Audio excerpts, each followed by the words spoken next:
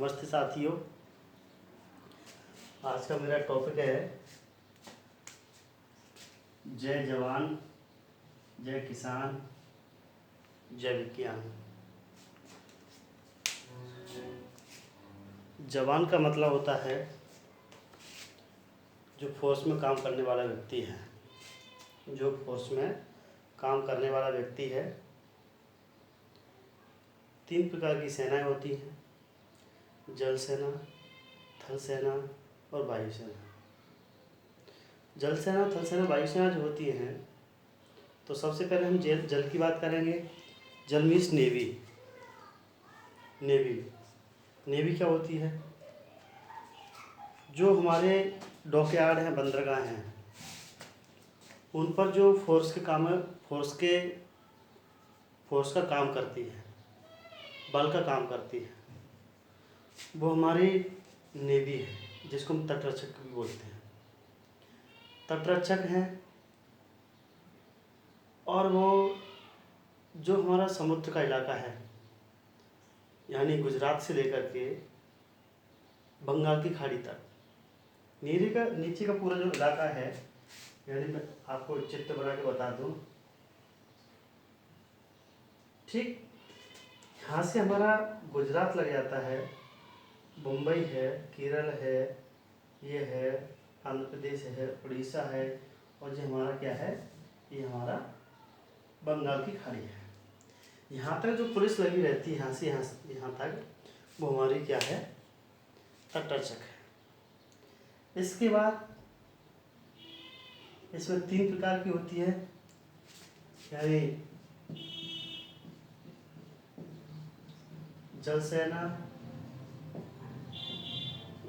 वायु सेना, थल सेना। तो जल सेना हमारी नेवी हो गई। अब वायु सेना की बात करें, जिसको हम एयरफोर्स कहते हैं। एयरफोर्स जो हमारे हवाई अड्डे हैं, प्रत्येक प्रदेश में 2-3 4 महानगर के हिसाब से अपने हवाई अड्डे होते हैं। कुछ हवाई पट्टियाँ होती हैं, और उनके साथ साथ में छात्रों कुछ अंतर्राष्ट्रीय हवाई अड्डे होते हैं। तो उनके रखरखाव के लिए जो भी हमारे फोर्स है, इसको हम एयरफोर्स के बोलते हैं, वायु सेना। तीसरी हमारी सबसे बड़ी थल सेना आती है, इसको हम आर्मी कहते हैं। इसकी विभिन्न प्रकार की विंग होती हैं। और विंग कौन कौन सी होती है, मैं आपको बता देता हूँ, कुछ मुझे याद है। तो उसमें सबसे पहले BSF आ गई, फिर सीमा सुरक्षा बल आ गई, CRPF आ गई, ITBP आ गई, असम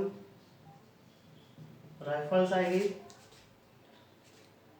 और भी है। इस तरीके से ये तो हमारी सेंटर की हो गई। अब इसके अलावा हमारी कुछ पुलिस भी होती है। क्या होती है? पुलिस भी होती है। और जो 28 राज्य हैं, 28 के राज्यों के साथ में 9 केंद्र शासित प्रदेश हैं, उनकी अलग से अपनी पुलिस होती है। तो जो हमारे देश की रक्षा करते हैं, जो हमारी पुलिस है, देश के लोगों की रक्षा करते हैं। 2 प्रकार की हमारी जो देखरेख करने वाली आर्मी है, एयरफोर्स है, ITBP है, ये सब। तो हमें इनका जय बोलना चाहिए। जय जवान। जवान है तो हम हैं तो देश है। मैं से देश नहीं बनता, हमसे देश बनता है। इसके साथ साथ में जय किसान। किसान का दूसरा नाम है अन्नदाता। अन्नदाता का मतलब होता है अन्न, अनाज, और दाता का मतलब होता है देने वाला।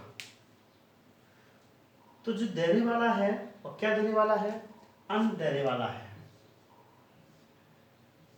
इसका ये कनेक्शन है, यहाँ से अन्न हमें कहाँ कौन दे रहा है? किसान दे रहा है। यदि देश में किसान नहीं होगा तो हम किसी मतलब के नहीं हैं। किसान इस देश की रीढ़ होती है। कहा जाता है कि भारत कृषि वाला देश है। भारत में कृषि और पशुपालन दो महत्वपूर्ण होते हैं। शुरू की अपन बात करते हैं तो शुरू में जब सभ्यता का उद्गम हुआ था उस समय सबसे पहले किसान नहीं आए थे, पशुपालक आए थे। जब व्यक्ति पशु पालने लगा और स्थायी निवास करने लगा तो उन्होंने धीरे से फिर कृषि स्टार्ट कर दी। कृषि वो ऐसे करता था, सिर्फ झूम खेती जिसको कहते हैं, और कुछ जमीन को साफ किया, साफ करने के बाद उसमें कुछ फसल डाली और काट पीट कर उसको प्रयाग लगा आगे चल दिया। ऐसे सरप्लस प्रोडक्शन उसके पास नहीं होता था। तो ये किसान जो है हमारे देश के लिए सबसे महत्वपूर्ण होता है। किसान अगर देश में नहीं हो तो देश नहीं चलेगा, देश ही नहीं होगा। देश की परवासी किसान है। तो इन किसानों की हमें जय बोलना है। किसानों पर होने वाले अन्याय अत्याचार को हमें रोकना है। अगर इन पर होने वाले अन्याय अत्याचार को हमने नहीं रोका तो हमारा जो अन्नदाता है वो ही नहीं रहेगा तो हम कैसे जिंदगी करेंगे। जहाँ कहीं पर भी आपको किसान मिलता है उसकी जय जयकार बोलना है, उसको सम्मान देना है, उसका स्वाभिमान बरकरार रखना है, हमें उनकी भी जय जयकार बोलना है। साथियों, जय विज्ञान। विज्ञान तो विज्ञान है, ज्ञान से आगे विज्ञान है। दुनिया में जो भी मॉडर्नाइजेशन हो रहा है, 15वीं शताब्दी की हम बात करते हैं यूरोप के इतिहास की, तो यूरोप के इतिहास में 15वीं शताब्दी का जो समय है वो पुनर्जागरण काल के रेनेसां के नाम से जानते हैं। पुनः जागरण हो रहा था। पुरानी परंपरावादी जो व्यवस्था थी वो ध्वस्त होती चली जा रही। कैथोलिक प्रोटेस्टेंट दोनों आपस में विद्वेष की भावना हो रही थी, पनप रही थी। धीरे धीरे क्या हुआ, कैथोलिक के सामने चुनौती आ गई। जो वहाँ के जो लोग थे, चर्च में जो पादरी थे, पोप थे, फादर थे, वो वहाँ के लोगों का बुरी तरीके से शोषण कर रहे थे। तो कांट, रूसो, दिदरो इस प्रकार के महान लोगों को जन्म हुआ। उन्होंने अंधविश्वास को चुनौती दी और जो बाइबल में लिखा था उसको चुनौती दी। और चुनौती देने के बाद उन्होंने नई नई चीज़ों का आविष्कार किया। प्रिंटिंग प्रेस, छापे खाने का, कंपास बॉक्स, दिक्सूचक यंत्र कहते हैं जिसको, उस सूचक को लेकर के वो दुनिया में गए, घूमे तो पता चला कि दुनिया तो दुनिया है। उस कंपास बॉक्स को लेकर के भारत में वहाँ के लोग कुछ पुर्तगाली हैं, अमेरिकी हैं, भारत में आते और यहाँ व्यापार स्टार्ट किया। लेकिन कोलंबस जब आया था 1498 समय, कोलंबस के समय दिक्सूचक यंत्र कंपास बॉक्स का खोज नहीं हुई थी। तो इस तरीके से अपने जीवन में जय जवान का नारा लगाना है, जय किसान का लगाना है और जय विज्ञान का लगाना है।